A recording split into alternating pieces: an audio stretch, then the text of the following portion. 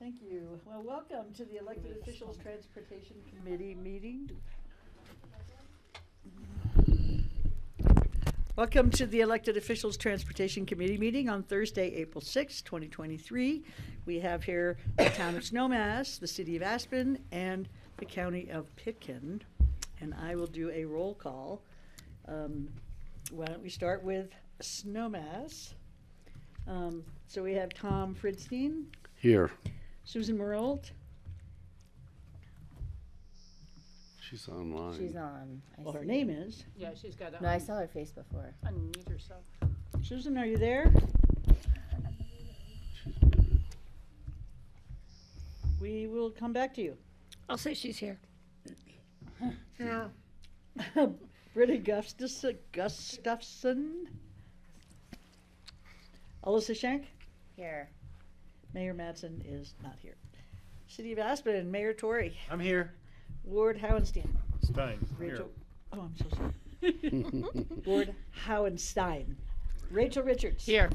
John Doyle. Here. And Skippy is not here. And for the county, Patty Clapper. I'm here. Greg Postman. Here. Steve Child, are you out there? There's Susan. Her picture's back up. And Kelly McNicholas Curry. And I am Francie Jacober. I'm the chair of the Pitkin County Board of Commissioners, and I am also here. So if you guys have had time to peruse the minutes of October 27th, which was a long 6-month quarter ago, I'll look for a motion to I approve. move to approve the minutes from October 27th. I'll second. Okay, I have a motion by Tori and a second by Alyssa. All those in wait, favor? I do have one amendment change. Oh, you do. We need Sorry, to Patty. put my name down as, to sign them. Because it was so long ago, you've forgotten. So Patty was the chair, in fact, at that time. Thank you. Okay, got it. We don't have to vote by jurisdiction, do we? Yes. Oh. Vote. We should be okay with. Just voting. Okay, all those in favor, please say aye. Aye. Aye. Okay, the minutes are approved. Do we have any public comment in the room or online for items that are not on the agenda today? Great, come on up and introduce yourself for the public, please. Okay. Here? Okay. Or, Make sure mic's on. Here, why don't you sit in my chair? Over here? It's already on. Okay, and I'll bring this over with me. Of course, I always have to have a prop with me. Is that seeable for everyone? You've seen this before. I had to dust it off and take it out of the closet. And for the record, my name is Toni Kronberg, and it's great to see everyone. And this has nothing to do with the E.O.T.C., but I wanted to thank Rachel Richards very much because this will be 20 years this year that the Aspen Recreation Center was approved. And I just left there, and it's just so valuable. But I wanted to say thank you You're welcome. with everyone here. So what I wanted to speak about, again, congratulations to the E.O.T.C. that you're moving forward on the entrance to Aspen, analyzing certain solutions and situations. You're looking at a proposed second bridge, which really does not address the E.O.T.C's mission statement. It does provide a second access. There's a greater access to get in and out of town in case of wildfire, mudslides, avalanche, whatever there could be. But it doesn't really address the mission statement. And the mission statement talks about working together to collectively reduce and manage the volume of vehicles on the road and parking system, and to continue to develop a comprehensive multimodal long-range strategy that will ensure a convenient, equitable, and efficient transportation system for the Roaring Fork Valley. As you know, probably about 15 years ago, I started on a SkyCab system connecting Aspen with Snowmass. We made a lot of progress with that, and what I wanted to find out is how you're moving along on it. One of the last meetings that Dave Pesnichek was here, he had talked about Pitkin County analyzing the feasibility study for a SkyCab connecting Aspen, Buttermilk, the airport, Brush Creek Road, Snowmass, Highlands, and if I had my way, it would dip into the Aspen Recreation Center. So I was just wondering how you move forward on that because I haven't seen it in any of the packets. what I would like to propose to you is that this will not reopen the record of decision, because if we approach it the same way that Vail approached their SkyCab system, it's a separate land use application. So it's a totally separate entity. So with that, that's basically all that I'd just like to say is I just like to see if we can get this moving forward again. And I've been approached by many people to dust it off again. And kind of begrudgingly, I've said, okay, I'll step back up and see if we can get it at least looked at as a feasibility to see if it's doable. Thank you. Can I ask you a question? Sure. There's a SkyCab system in Vail? Yes, there is. And a SkyCab is also another name for like the gondola, an aerial, a tram, anything that's aerial. And the one specifically that they used for a land use application is the one that crosses across the river. And I believe that is, I don't know if it's Beaver Creek. Beaver Creek has one that crosses Highway 6. Highway From 6, and town. it, Then and it's it not crosses the Vail. river too, right? Yes. Okay, so that's the one that Val Associates said the best way to approach this would be as a land use application, not as part of the record of decision. Because then, things like the environmental impact study, that lessens the criteria for that, so to speak. Okay, yeah, Or the- right. So, and we do have some donors who would like to kick in some money to do a feasibility study. And I think most of the board here is aware that there have been some consultants that would like to do a proposal, and that the estimated cost is about $40,000. For the feasibility study. Yes. For the tram, that's Yeah, a that'd be great great. deal. Let's do it. Yeah. And then Chuck Pearson of the Tramway Aerial out of Glenwood Springs, they did the caverns, and they've done a lot of other ski resorts. They did one when Mick Ireland was mayor, and I'm more than happy I can email that to everyone. I apologize for not bringing it today, but it's basically just a straight shot, runs right along the highway. And now that you're taking a look at the Buttermilk pedestrian crossing, you're working with Brush Creek, Snowmass is doing their transportation, and then the housing, the lumberyard housing, that Right. that would really benefit from having a stop there or across the street at Buttermilk. Well, So- okay, yes, Rachel. I mean, I could be mistaken, but I thought as David Pezhnek was giving his reports and leaving, he had gauged interest, and it said there wasn't interest in pursuing an aerial tram at this time. Is that from the elected officials or That, from the that, public? that is what I seem to recall, but I, because we're sorting it out based on the limited funds that we have and some of the projects that even now we've had to cut back on. And I was fairly certain that that was the case, but I could be wrong. We could look backwards and, I recall the same thing, Rachel, Yeah, that it there was- was a vote on it and it did not receive enough votes to move forward. move Is that a forward. vote from the elected officials transportation Yes. committee? Yes. Okay, well, the public support is there for it. And I have done numerous petitions where I've gathered over thousands of signatures. When you think about the big events like X Games, right there, how many people is that? 100,000 people right there? And then all the other events that we have.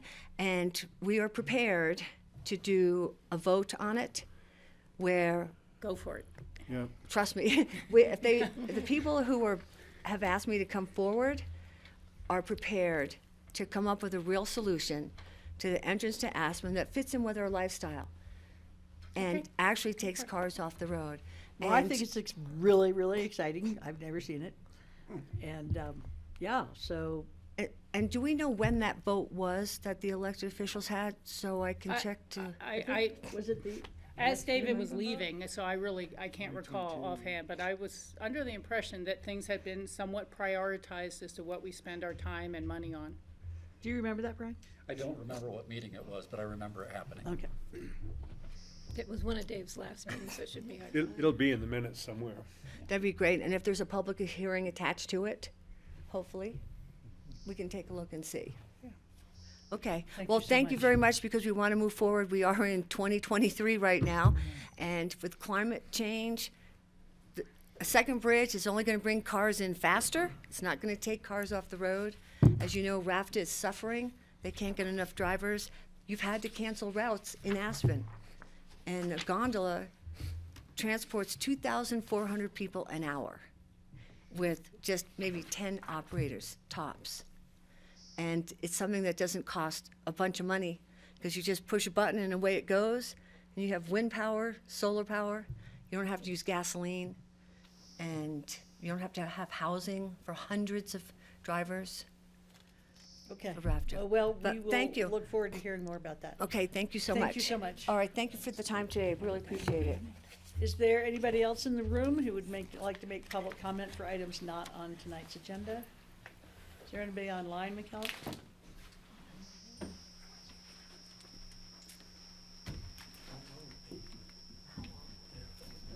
Steve has his hand raised. He's got his hand up. Hi, Steve. Welcome.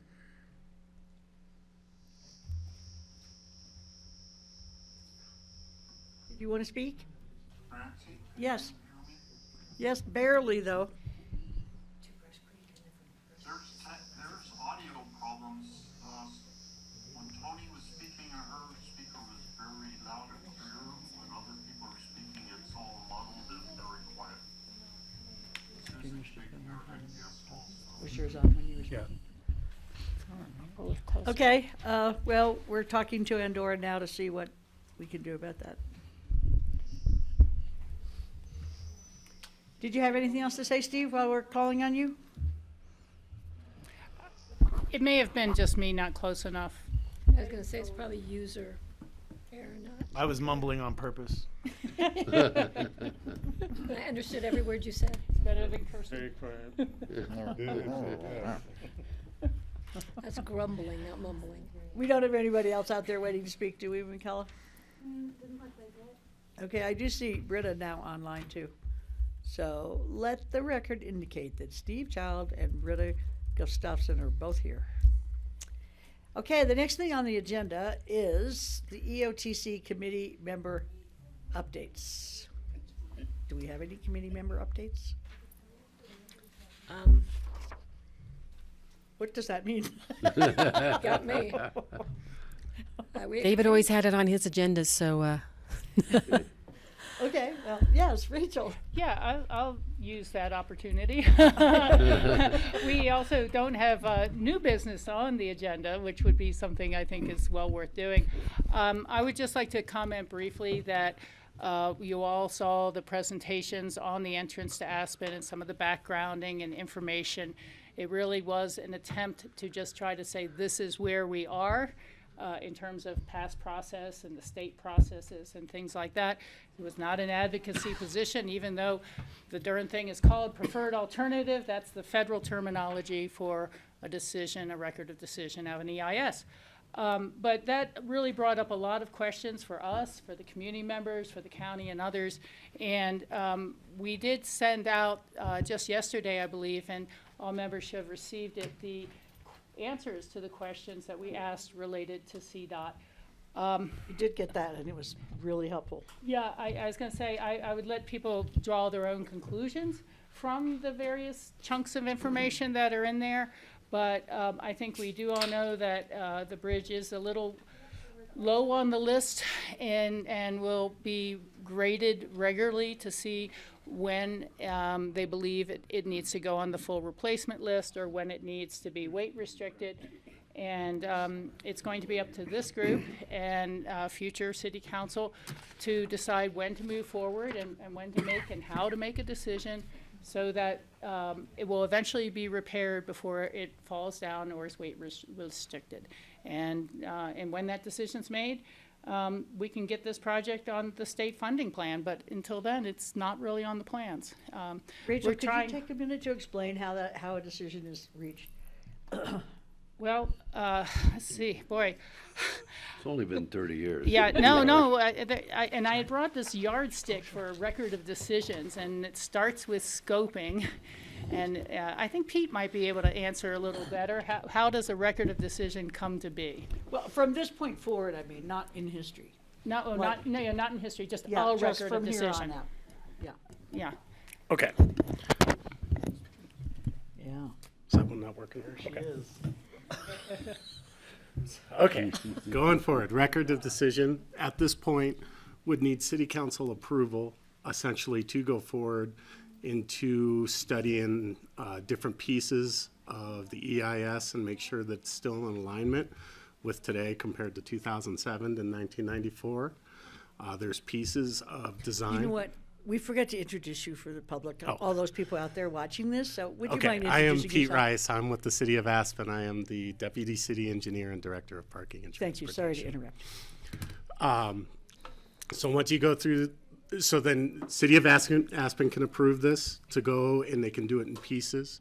There's different parts, but essentially for funding in pieces like that, you need schematic or a schematic plan at that point to really kind of get involved in funding conversations and to get on an IMPTR list, which is kind of the regional list for that project.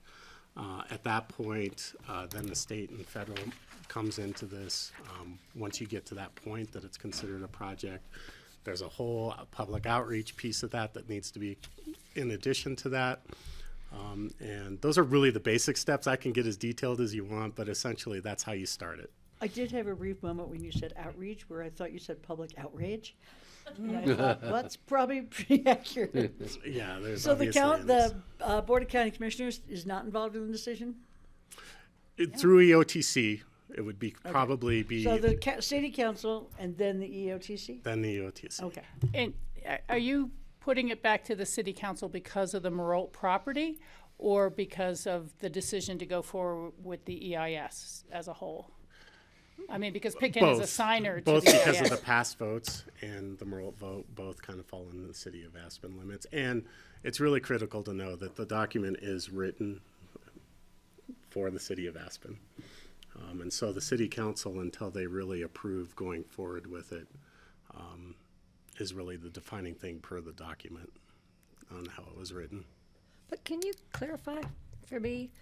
I thought there was a vote needed if we were to do a bus lane rather than rail trail.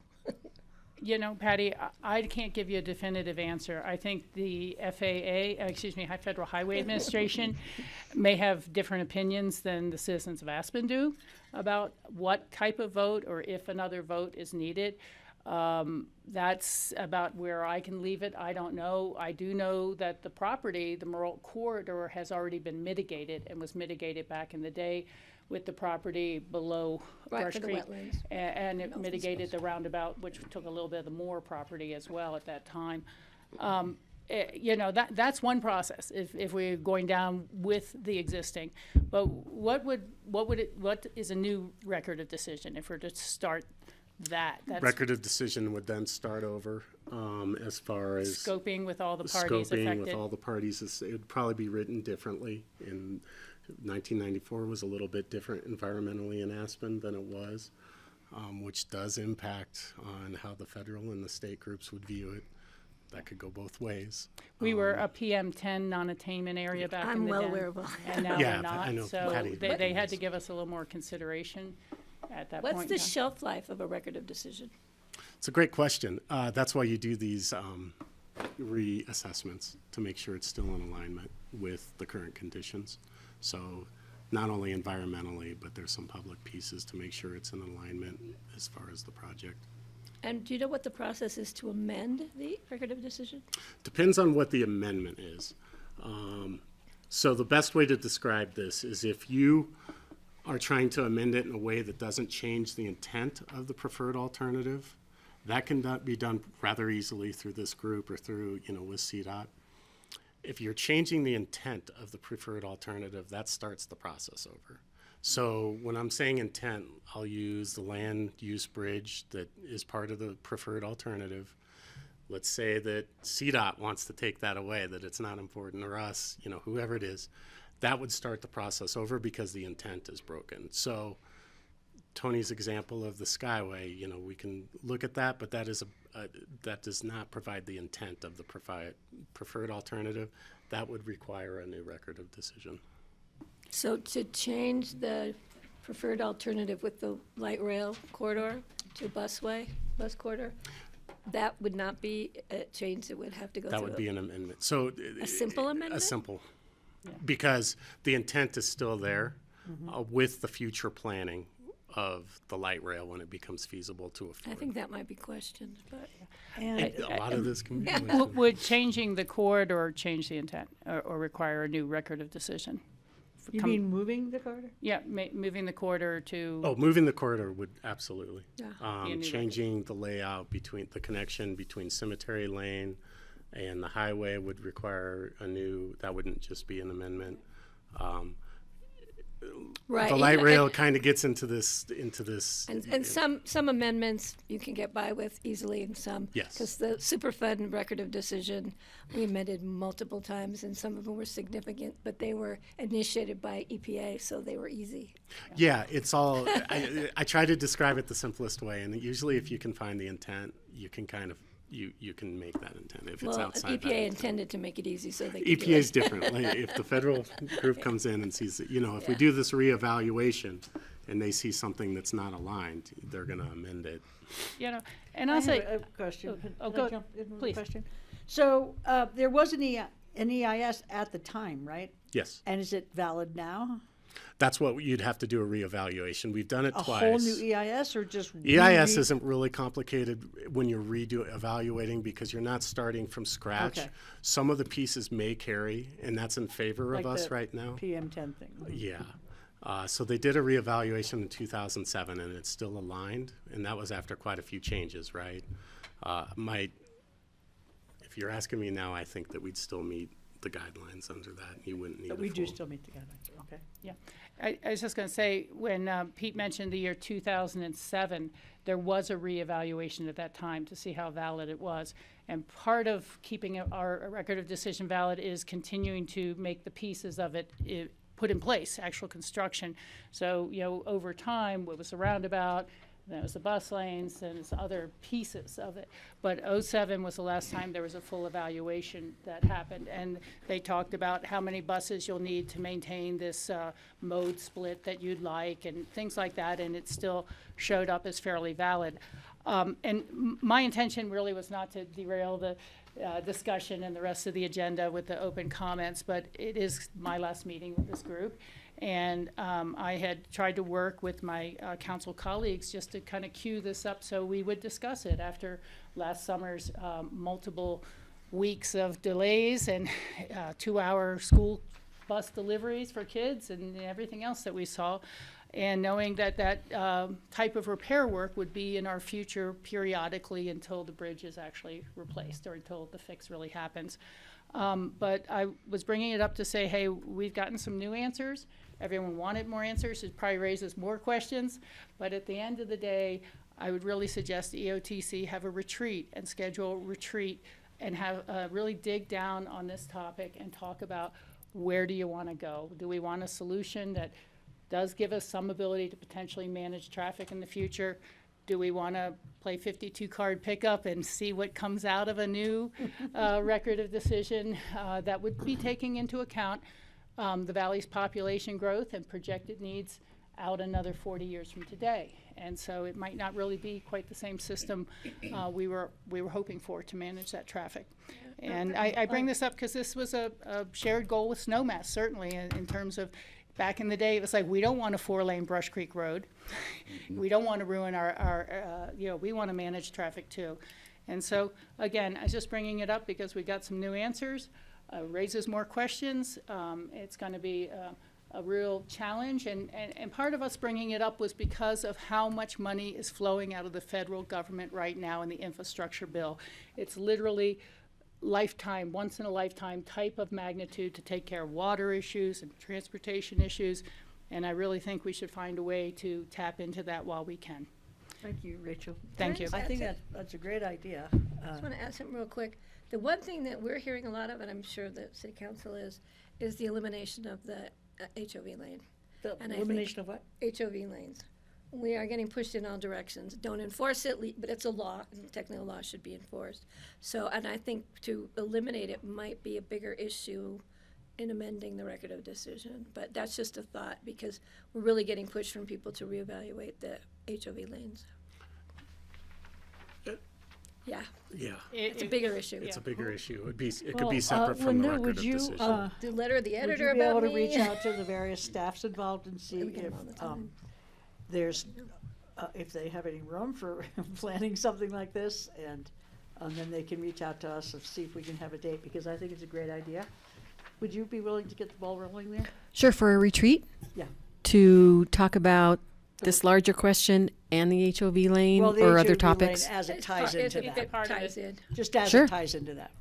When do you think we all might want to do that? Maybe. Well, after we have our 4 other retreats that we have scheduled. Yeah, so I know. so if you could just, reach out to our staff and Snowmass and Aspen staff and see if there's any coincidental times that might work. The first week Thank of you. August. I'm not supporting this at this time.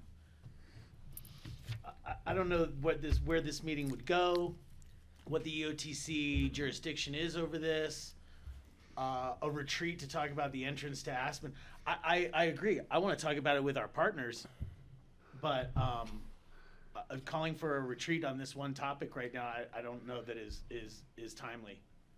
Yeah, and I was just making a suggestion, you guys should consider it, because one way or the other, it's got to be dealt with eventually, and, I agree with what you're saying, Tori, this is not the meeting to make that call or start putting out dates, but as you prepare your 2024 budget of what will EoTC money and time be focused on, I think it should happen before then. Well, we just went 6 months without a meeting, so I do think we don't really want to go 6 months again before we talk about this. So I agree with you, Rachel. I think we would be advisable to look at some way to discuss how we're going to move forward.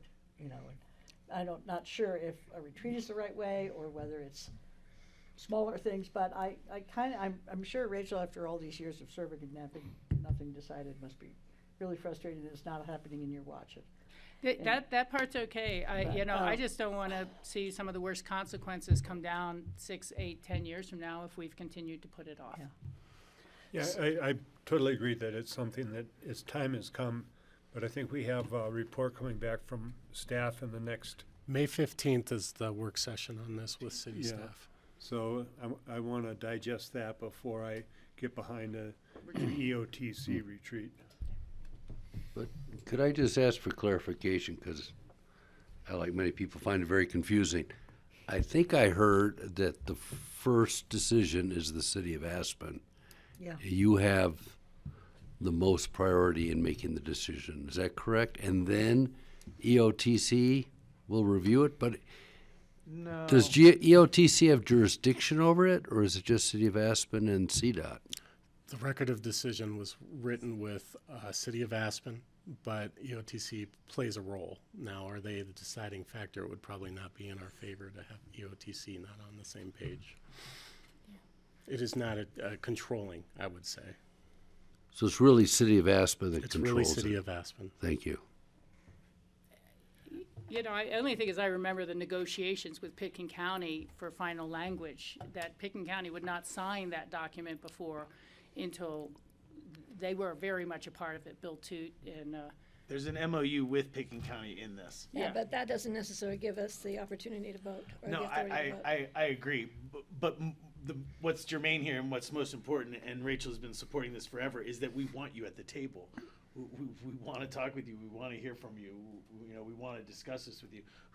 Regardless of who actually casts the vote to do what or gives CDOT green lights on anything, we just want you at the table. So, Yeah. The invitation is open in there, regardless of what the language might say. We're interested in maybe working see with what May 15th brings and take And it you're from there. okay with waiting? I mean, I'm assuming we're not going to go another 6 months, or what, Our next meeting's June 29th. June 29th? So you can discuss Yeah, processes So maybe then. that's the appropriate time to bring it up next. Yeah, absolutely. Okay. All right. Could I ask one clarifying of you? As I've been reading the record decision, I find kind of a conflict in the information I get.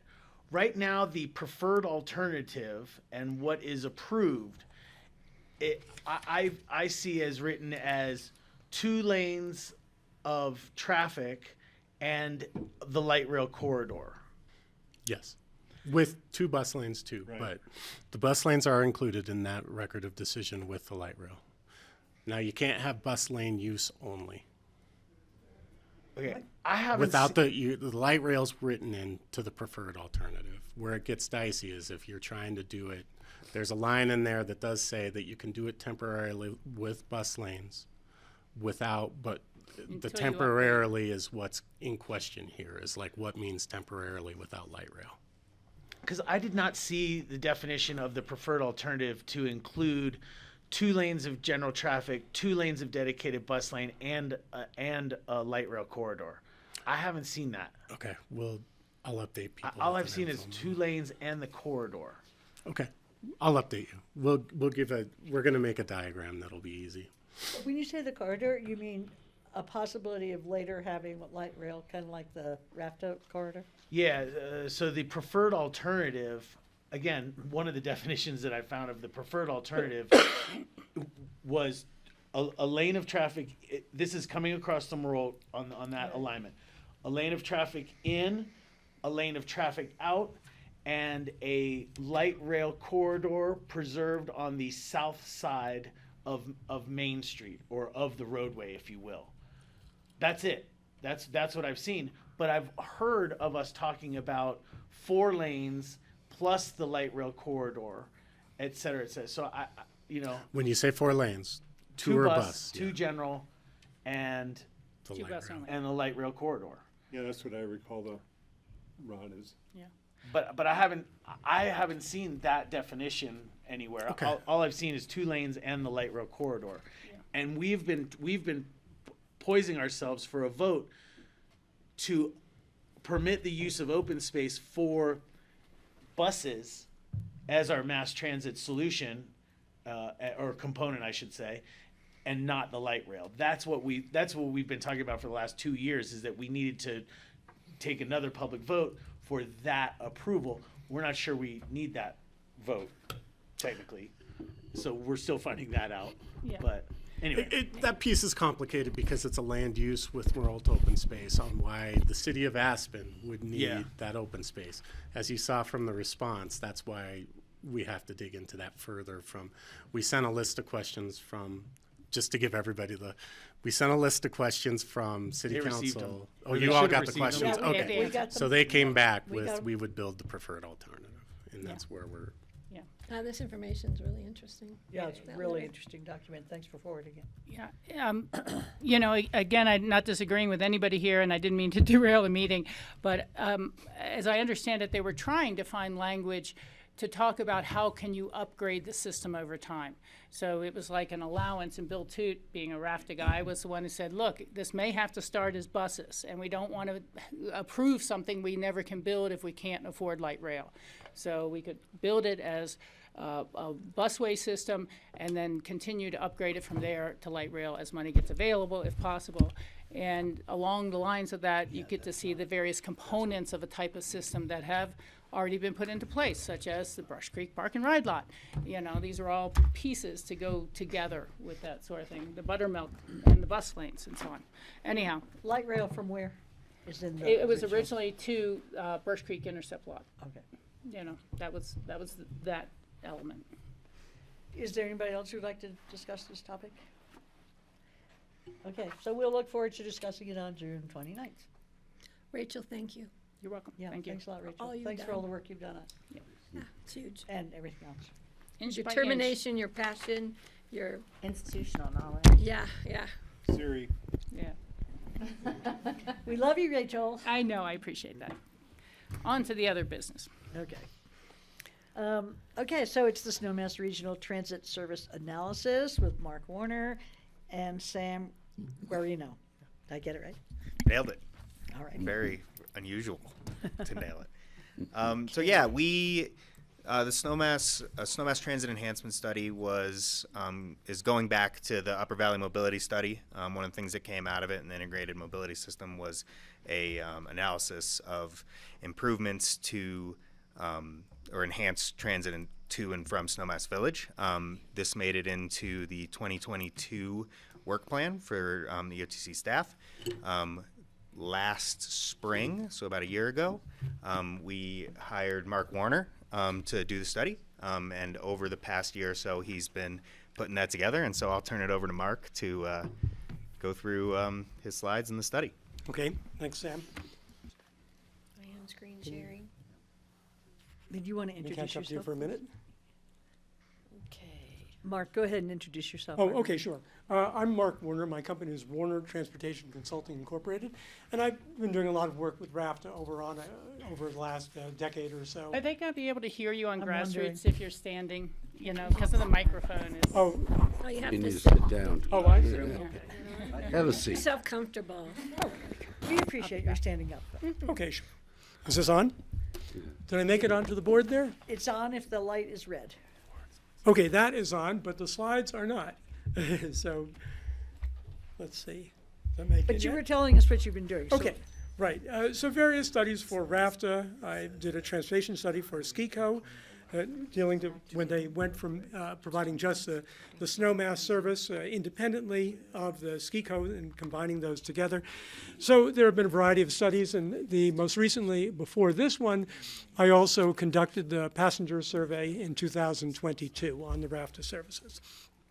So I do have some familiarity with the system for a long time and with the area. And what I want to do today in this half hour or so is just to present to you the topics I've been going over. I've presented it as realities and opportunities here. And realities is really just trying to convey the context of transit choices and the transit service going up to Snowmass. And the opportunities are looking at some conceptual alternatives to what's already in place. And these are conceptual. These are things that seemed like they would hold some promise and were worth looking into. Some of them were more promising after looking into them than some others, but they're also still waiting to get some full feedback from RAFTA, the agency there would go over them in some further details to see that they're operationally consistent with their constraints and their goals. So let me move on here. The realities, there's a series of these, and the first one really is that this is a mature service. The transit to Snowmass really benefits from a lot of the good work that Pitkin County and RAFTA have done for a long time. They've made it into a very attractive service. You've got the HOV facilities, the bus priority facilities, and as well as the free fares in the zone. Frequent service, particularly in winter, going up to Aspen. A lot of that's with the SKICO support. Long service span, 20 hours during the winter, 6 in the morning up till 2 o'clock. Convenient connections at Brush Creek Park and Ride for the BRT and Valley Local. And I also refer to these direct service, and this is the distinction here is those buses where you're not looking to go and have to make a transfer. So in the winter you have direct service between Aspen and Snowmass. In the winter there are also some limited direct services between Down Valley communities and Snowmass as well. So that's where without a transfer too, you have the town of Snowmass Village services, provide circulator local connectors up to RAFTA. And the marketing also makes a difference too. People know that they can ski in Aspen, they can fly in here, and they can rely on just a transit service without having to rent a car. So all of these are things that gets marketed, and they all are things that support transit. You also have disincentives for auto use, and you have constrained parking up in the village core in the winter, and that also makes transit more attractive. So in other seasons, it's less of those options, and there are fewer disincentives because you have plentiful parking. But I want to go and look at what happens outside the winter. And this is this next one here too. The shuttle that runs between Snowmass Mall and Brush Creek, this is the only service that RAFTA has outside in the winter, going back and forth to the mall. There were some other services in the past, but those were limited. And in the past couple of years, because of limited operators that RAFTA's had. But the shuttle really does have some strong operational benefits and some passenger benefits too. Operators, it's for any given set of resources, any amount of money, any set of operators, you can provide the maximum number of trips. So the longest service span, the most travel choices for anywhere going up to Snowmass Village. The other thing to consider is anybody going to Snowmass Village isn't going anywhere else. You know, it's 5.5 miles up the road, and that's it. So it's got to really be its own demand there that supports it. And this, the shuttle works. It is the trade-off here is that the passengers will have to wait at the connection point at Brush Creek Lot.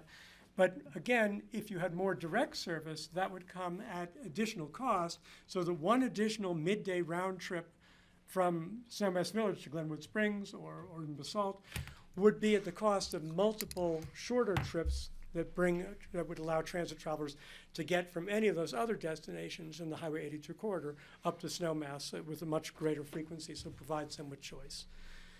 Now, looking at the shuttle, one of the operational constraints is that it can't meet every trip. The shuttle right now, the Snowmass, this is, I'm looking a bit in the summer, this isn't this is sort of a compilation of a couple things here, but this takes a look at Brush Creek, this chart here.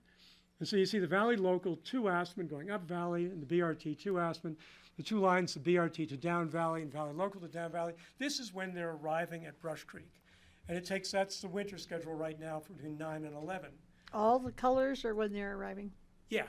And the ones with that orange, that's the Snowmass service if you were doing 15-minute service.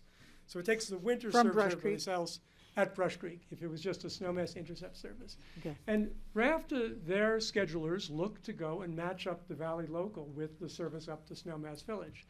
So it provides them with a nice connection on the hour and the half hour. The BRT doesn't follow that trend, but you can see there are multiple buses that show up there. So there'll be some structural time where the traveler getting off the BRT at Brush Creek is going to be waiting 9 minutes or 11 minutes, and maybe they'll get lucky in 3 minutes, or maybe they get very unlucky, and traffic congestion will have created some delays there, some boring delays elsewhere in the corridor. There's a missed trip, and they'll be waiting like 26 minutes. So that happens too. But the schedulers have this real constraint. It's an operational reality. You want to go and match this up as best as you can for a good time transfer that's very attractive, but you also have to make a schedule that, on a service that runs 40 miles, work for 27th Street, work for Ruby Park, and other spots in between. So for a lot of travelers, the waits at Brush Creek are going to be inevitable. The direct service here, however, is popular. So while the connections give you that option, it's clear from travel patterns that with just 6 of these Snowmass direct services, these are ones that go from downtown, from Elgibel, from Basalt, from Carbondale at the pool, not just at the park and ride lot, that the travelers going up to Snowmass are taking this as if it's not just, I don't really need frequent service, I just need to catch the 652 or whatever it is to get up there. So you can see that that's these gray lines, the SMV, the Snowmass Valley service. And these are this is winter 2022, going from Down Valley. And so you see that these 6 trips are getting as much travel in the AM up Valley as all those others, the locals and the BRTs going to Snowmass. And we can gauge that going to Snowmass because they're getting off at the park and ride lot. So maybe there's somebody going to Woody Creek, but in general, we can presume they're going to be going up to Snowmass Village. So that just shows, highlighting that it does make a difference. But again, it is an issue where it is a limited opportunity for RAFTA to go and provide all those additional services. I do have a question about that. So those ones that go directly from Down Valley to Snowmass, they run like a local bus though. They go to downtown Carbondale, they go into downtown Basalt, it's a local bus? They did. So they started in the local stops. They started in downtown Elgibel. They started in downtown Carbondale. And then they were running either up Valley or down Valley at different sets of stops. But now RAFTA has scheduled these to run at the BRT stops. Okay. With one addition, they're also doing Spring Valley, which is not a BRT stop, but it is evident that riders are stopping there. They're using the parking spot there, and they're getting on the bus to go to Snowmass. So that's a limited service, but it is popular, and people are doing it. People are taking it, and RAFTA is providing some of that additional service. Now, this next one just takes that one chart that I showed, that last one, and shows it up at the right there, the top right, but then puts it in perspective to the other services. On the left, you have the summer service, the summer demand, ridership on RAFTA. On the right is the winter, and on the bottom is from Aspen, and the top is from Down Valley. So you can see that bottom right, that's a ton of services, a ton of riders who are going to Snowmass from Aspen. And part of this is because there's a lot of demand between Aspen and Snowmass. Part of it is also the fact that RAFTA provides a great deal of service between the two. So it's hard to go and isolate which one of those is the greatest factor in doing that. But the key thing here, too, is that, a transit agency can't just run lots of buses. There still is a function of capacity constraint. And capacity constraint is when you have, you're filling up a bus and you need to add another one. But capacity is also a function for a transit agency because you don't want to run a lot of empty or underused buses. You want to maintain productive services. So one of the limits of going up valley in a direct service from El Dorado or wherever, Carbondale up to Snowmass, is if you're not filling up the BRT or the Valley Local going up to Aspen, is it really appropriate to also run a second bus at the same time, paralleling it up to Snowmass? So where there is demand, that supports having additional service, but where there isn't, that's a real constraint that any transit agency would have to deal with. I have another question, Mark, sorry. Could you tell me what the X and Y axes represent on these? Oh, sure. The X-axis going across, this is the hour of the day. Okay. So it starts off at between 6 a.m. and 6:59 is that little line, the second one. Okay. Mm-hmm. And on the left axis, the y-axis, Riders. is the riders. So Okay. this is the average weekday riders. So it's average weekday from the summer. The winter is a period from March that includes the weekends as well. And 26 means like 2 in the morning. 26. Oh, 26 would be 2 in the morning. That's Okay, right. great, thank you. Right. So that's when it starts to peter out there. But you can see in the Aspen Snowmass one, there's still a lot of activity going on there. So that's why that service still continues on that. And this is also, again, just the up valley or from Aspen to Snowmass. The from Snowmass would be similar volumes but flipped around, at the time of day. And this is the other one too. This is another reality. If there's a question of whether we'll take some of the buses that are going up to Aspen and just run them up to Snowmass instead, well, it comes at a cost to Aspen, and Aspen is a bigger generator. And you can see this in all sorts of dimensions in the traffic that is making the right, going up valley onto Brush Creek Road. Compare that to the traffic that's continuing, as well as just the demand, as well as just the evidence of the jobs, the hotels, the restaurants. These are all indications of visitors as well. So taking something away at the expense of Aspen has not been RAFTA's policy, and it seems like it's a sensible one. If you're looking at doing new service to where Snowmass can support it, that's a good one, but also recognize that so far, it still seems, and especially in the off-season, that Aspen still is a much stronger generator. Yes. Can I just ask a question? Can you go back to that slide? 2019, and I'm going to ask Snowmass actually this.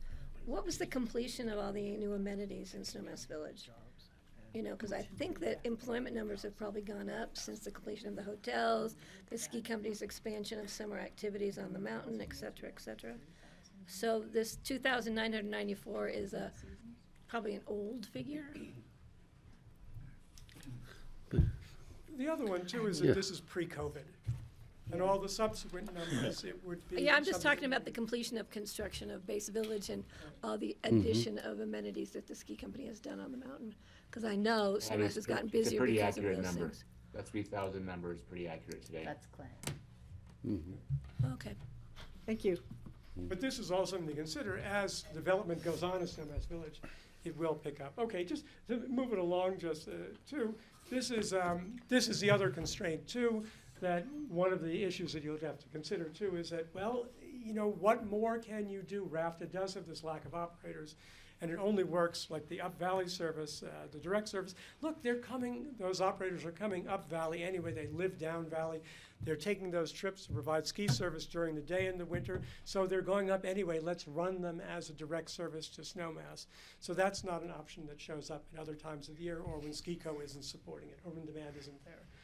So anyway, those are the realities of the context of which, that you'd have to consider alternatives. So then what alternatives might seem promising, where there is further room for improvements? Well, these are the general types of things I looked at. Alternative routing, alternative schedules, non-winter buses in the season going from Aspen direct, and bus stop improvements, some other things. As I looked into these, well, it was clear that some were more feasible than others, more feasible, more advisable, and some of them are still awaiting some feedback from RAFTA to look at it more further beyond just the conceptual stage. So this was one who looked at, coming up here too, on carriageway. This is just recognizing that, look, there's a lot of ridership, on on these spots, well, on these along carriageway, whereas these stops of the loop get no ridership. Well, what if you just ran the bus up and down carriageway? So you'd be able to serve those without having to make the loop twice, you know, from the mall back down through, down to Base Village to service those. And right now you see a lot of people are getting off at Wood Road and walking up there, but they're getting on in the afternoon at Base Village, so they're walking across the bridge. Well, there are constraints here. It's difficult to make the U-turn for a 40-foot rafter bus at the mall. It's difficult for two buses to pass on windy carriageway. The steeper grade adds to wear and tear on the buses. So it's one of those things that seemed like it might have some potential, but it doesn't seem like it's really something that's feasible. Alternative schedules, there it is, catching up on the Snowmass schedule. Well, you know, actually you have, right now you're holding buses at Brush Creek. Well, what if instead of running a 15-minute headway, you took those same 3 buses that are running at one time between Snowmass and Brush Creek and ran a 4th trip. So we did a 12-minute. So instead of the 15-minute, you could fit it down, take with those, you were able to squeeze in one more with those same 3 buses. This way it wouldn't require a new operator, but you'd have a shorter stay. But then at this point, well, now you're only matching one of those Valley locals. You're only matching it on the half hour or the hour, because 15 goes into 60. Well, actually, so does 12, but it doesn't go into the 30. That's the issue. Okay. So it would miss that one. And then you'd still have some issues of missing some of the connections. So it would actually shorten the expected delay for travelers there, but there may be some other issues that you have to consider. Looking at these, this is one also with matching the bus stops. A year or so ago, the rafter was not matching those same bus stops. It was serving some of the local bus stops going up Valley and the BRT stops going down Valley in the afternoon. So sometimes they would be like, well, wait a minute, or if the other way around, if somebody wanted to park a car there, well, now they have to get off it'd be a slower trip. So to get back to it would be an issue. So they've changed that. They're now running the same BRT stops with the Spring Valley and the local stop, in the downtown, and that is turning out to be popular. Extend the Snowmass. This was evident from looking at the travel patterns of commuters who were working up in Snowmass, that the last trip out of Snowmass was at, I can't remember, it was 4:55 or something like that. But, make it later, or 5:55, but make it later in the day. So take those same trips and shift them a little bit too, and that one's also seemed to be recognized by travelers and becoming more effective. Right now, the Snowmass, those direct buses end when SkiCo closes down the Snowmass Mountain.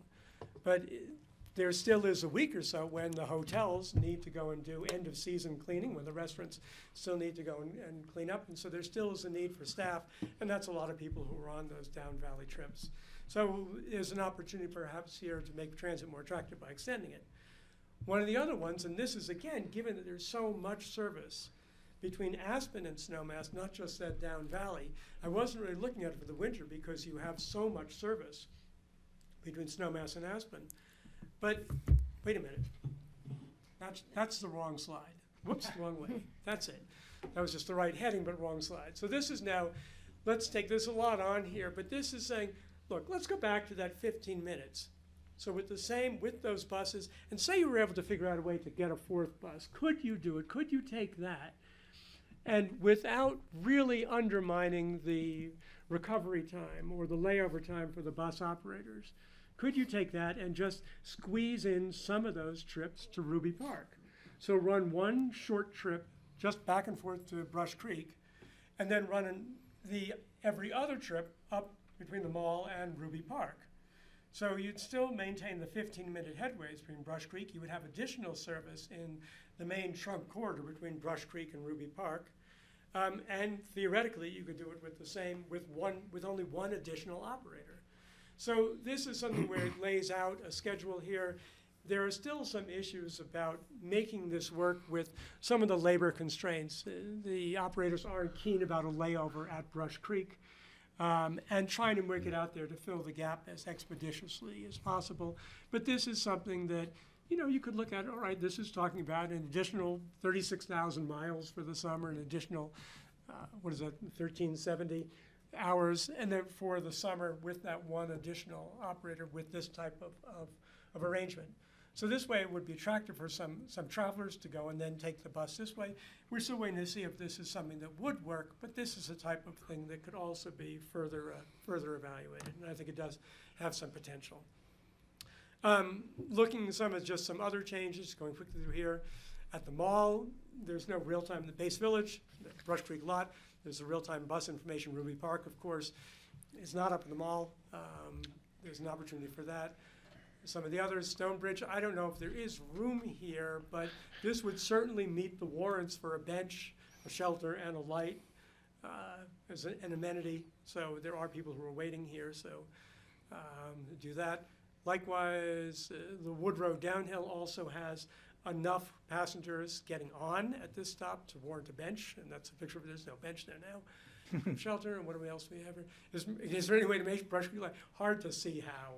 I mean, look, you have even from an operational standpoint, it's easy on and off. You have bus priority facilities, the lights, and you have all sorts of things that really make it an attractive place to wait. So We're making it better. go ahead. We got Is that right? bathrooms coming, some concessions are happening. Oh, okay.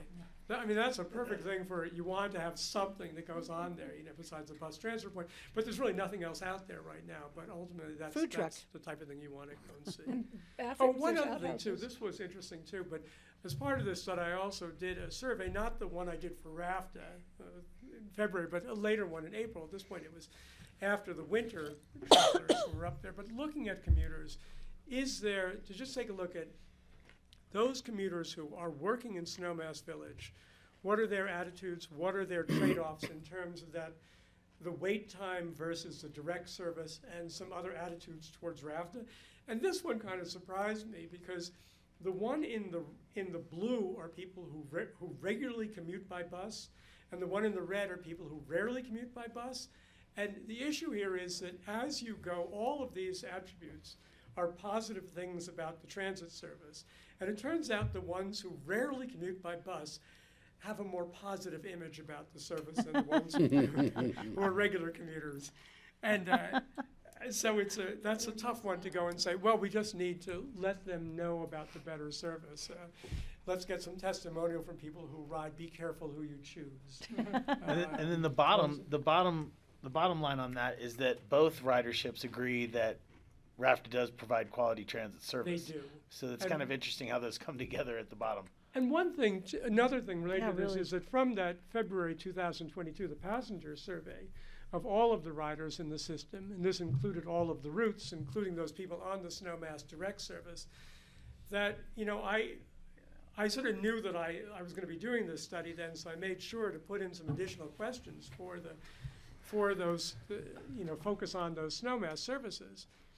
But the Snowmass, when I compared the commuters, these were the same thing. This is another group. This is from the fall one. Let me go on from the April one. But this is one here looking at Aspen Snowmass, Aspen Down Valley Hogback, and travelers between Snowmass, Down Valley Hogback.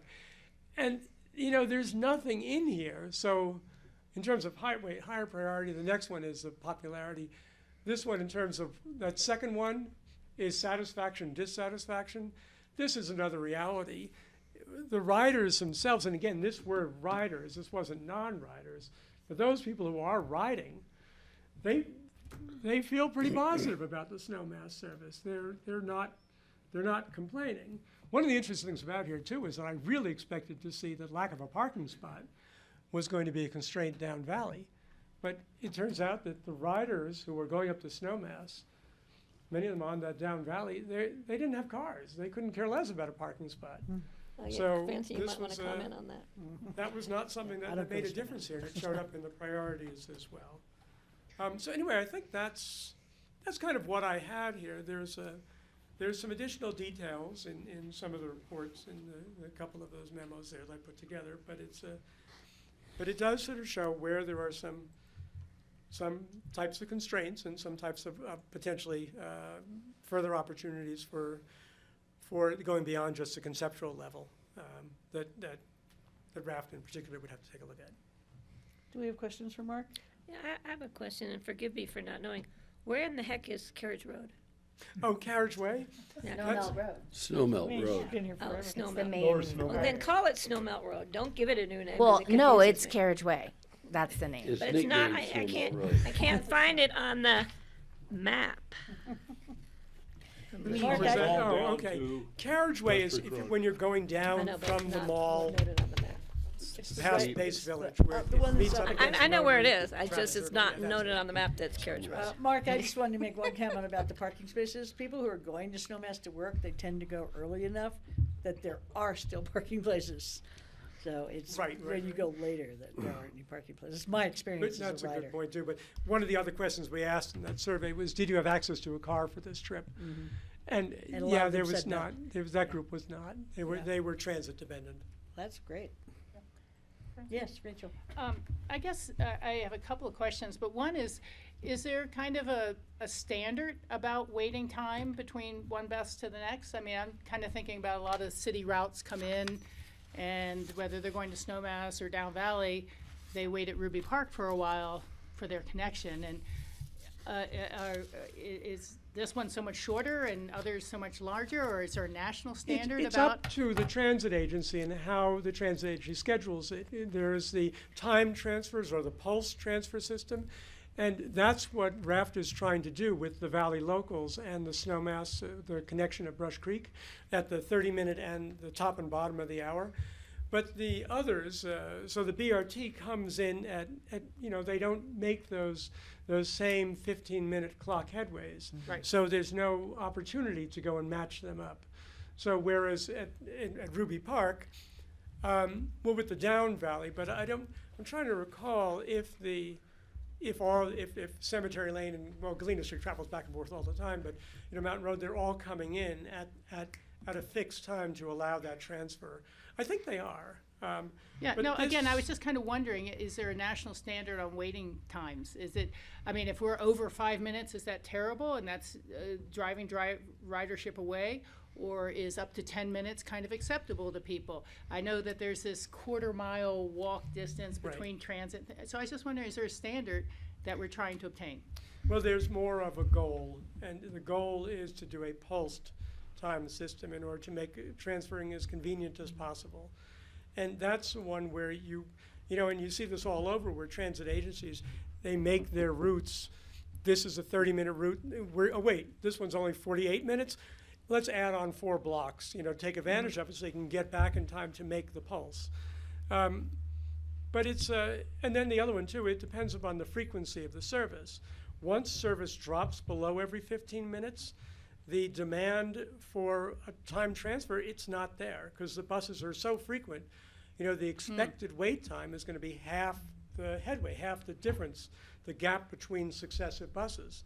So a 7.5 minute, is considered, well, that's not all that bad. Right, because But it's in if there's between. but this one, it's just, you can't meet every bus at Brush Creek. And Mike, then- did you want to speak to that? Or are you good? Mike Yang? Oh, Did you want to add to that, or are you good with Mark's answer? Well, thank you. No, I think that comment of, I know RAFTA does run higher frequency during the high peak times, and it's goes to that 7 minute mark, I believe, which gets to that point that Mark was making, that those layover times or the waiting times are pretty reasonable. But yeah, no, I don't have anything more to add. Okay, Thank thanks. you, though. I have, No, I think Tori had a question, Patty. okay, good. You have something, Tori? Yeah, thanks. So in the memo, it tells us a little bit about this study, and that this is one element of the near-term transit improvement program. It lists 5 items that will be examined in the report. 4 of them are in the first report. 1 is in the second report, is what it says here. I am just wondering, is this just a component of the transit improvements that Snowmass Village is doing now, or is this looking to identify other issues? why Yeah. we're talking about bus schedules right now. Why? Where? What's going on? So this is coming out of that, originally out of the Upper Valley Mobility Study, I think I said that right, a report saying that enhanced Snowmass transit service is something that should be looked at. It was as part of a BRT look. And so that's why we put it in the work plan, was to look at an overall valley-wide chance to enhance service towards Snowmass Village. It's not part of other transit improvements that are going on in Snowmass Village or may go on in the future.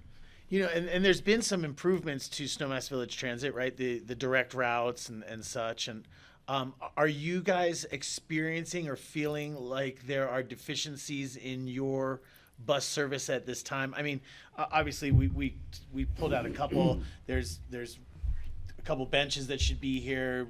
We know that they don't meet up exactly when maybe they. But overall, how is your bus service? How are you feeling about your transit service? I would defer to Sam, who's probably closer to that. What I would say is I agree with Marc's assessment that we have great transit service in Snowmass Village.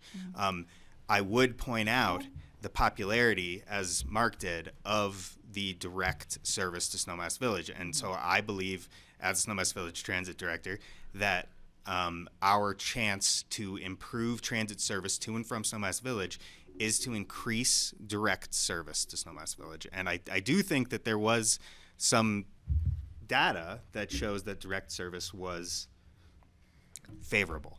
And when I say direct, I mean one seat. You don't have to transfer. And that's where I see our biggest opportunity to improve transit. And I could see your commuters and your workforce. Correct. Not so much on the tourist side and I think that in the winter, the service that is being provided to and from Snowmass Village is, I would commend RAFTA. It's a great service. Okay. Yes. We don't, I mean, the winter service is a non-issue. I mean, the funniest thing is you have the buses that have the D, that mean it's direct, and the buses that have the L, and that goes to the Brush Creek Park and Ride, and people like freak out and they just want to be on a D, but there's no rhyme or reason when the D is going to come. It just, sometimes there is and sometimes there isn't. But it's a matter of just going to Brush Creek. And some people don't want to do that. They feel like it takes too long. And then my last question is, I saw you showed something about Aspen jobs, around 11,000. Do you have the job total for Snowmass Village? Well, that's what's in there. Yeah. Was it? It's like Oh, right. It That's was about shown. Yeah. 3,000. And Clint was saying that, yes, that's pretty accurate, even though that's 2019. Yeah. Is that winter peak? But there or is that a little summer bit of growth low? to come to that. Okay. Thank you. But I do think, Tori, one of the big issues that I hear from people that commute is that it is, you know, when it's cold and it's dark and they're standing at the Brush Creek Park and Ride waiting to connect the bus, like that's not enticing for them to want to like be up here working and have to be there at that time.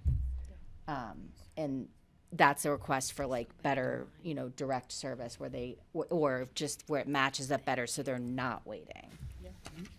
Yes. Did you? Yeah, I have a question.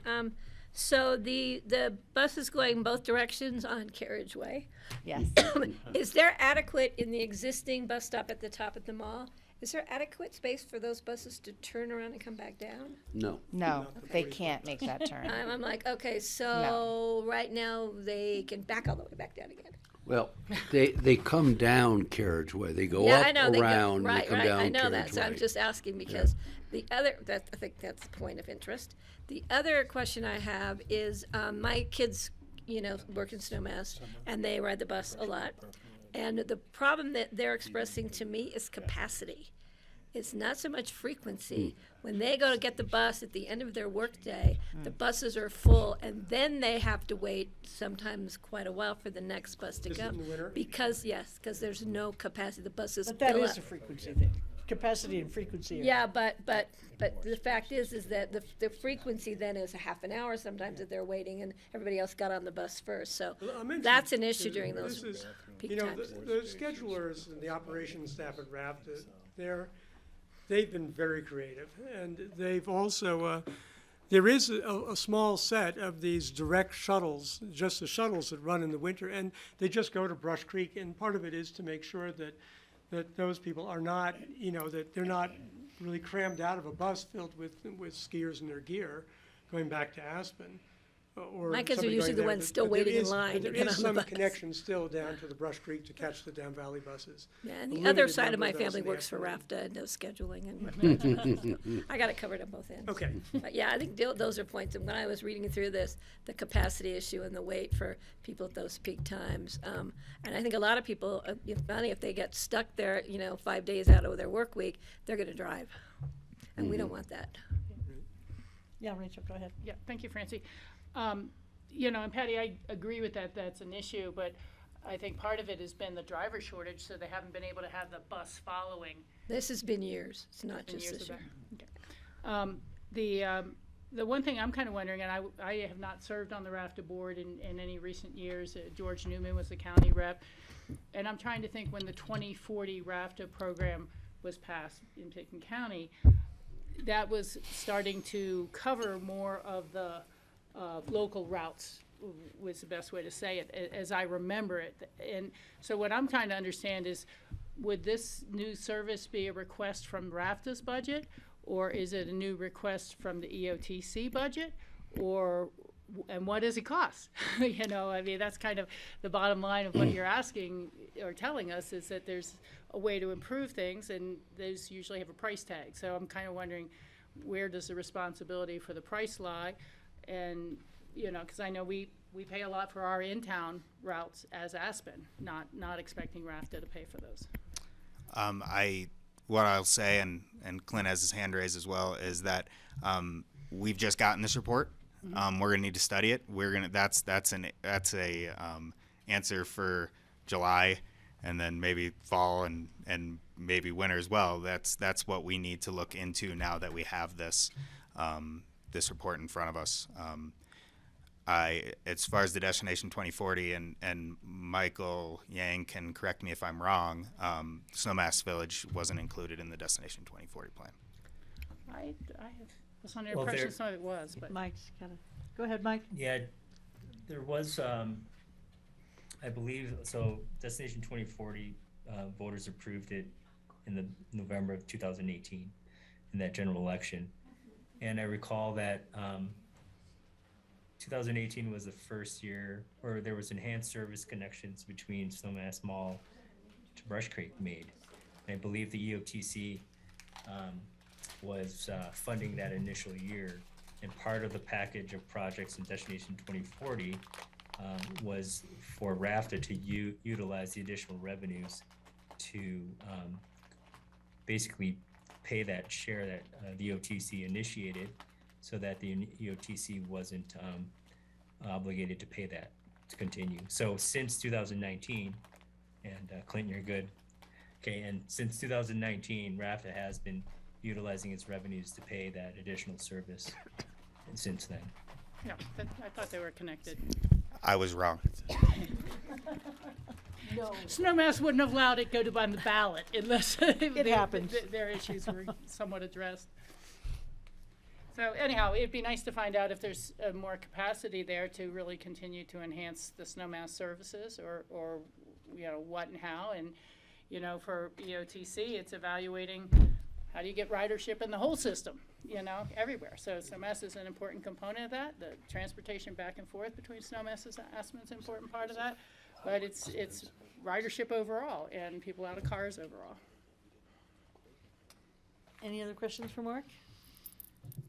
Thank you so much. One quick comment.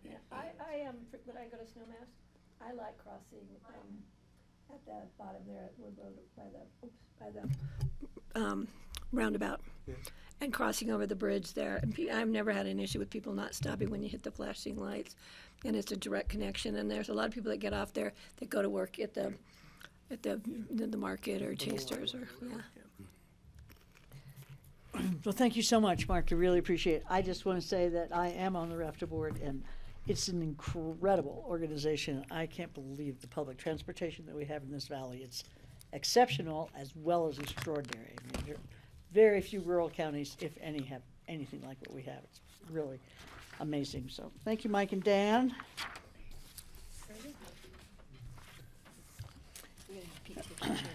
Tony wanted to make a comment. Alyssa and Tom, I just want you to know I love I can call Snowmass. him the general public. You Can guys be the mayor want to there. hear from Tony? Our people are a lot. We're much nicer. We're much nicer. Except for Mel. Yeah, boy. Ooh, yeah, that was I love how he comments on Aspen too, as if he's, Yes. he wants to see our town grow like this, and you guys stay like that, basically. And I haven't done anything. Okay, So dismissive. Item 5. information only updates. Okay, this is just some updates on some of our work plan items for 2023. The first is the near-term transit improvement program made a recommendation to take a look at possibly doing a buses bypassing the signals between Harmony Drive, Harmony and Owl Creek Road. And so we that was coupled with the Buttermilk pedestrian crossing feasibility, and SGM, we brought them on board to take a look at that. And we have decided between the technical advisory committee and the consultant that it is not feasible to try to create a channeled bus lane through there. It brought up a lot of safety concerns and didn't look like it was going to really yield very much time savings for the buses going through there. So there will be a more detailed report on that with the Buttermilk Crossing at our June 29th meeting, but that's where we are with that now. We've got some Brush Creek Park and Ride updates just since our prep meetings. For some quick background, that project is we got a federal grant to help us do that. Federal Highway Administration has a program called Federal Lands Access Program, FLAP. And you all know that we started working on this about 6 years ago. This is the year we finally got bids that were within reach. And so that construction is starting May 1st. It's going to include new pavement to accommodate an additional 200 parking spaces, striping of all of those spaces, EV charging infrastructure is going to go in under the ground, and then a small portion of what we were calling Schedule X, which was a bus lane. We can only build a piece of that, though.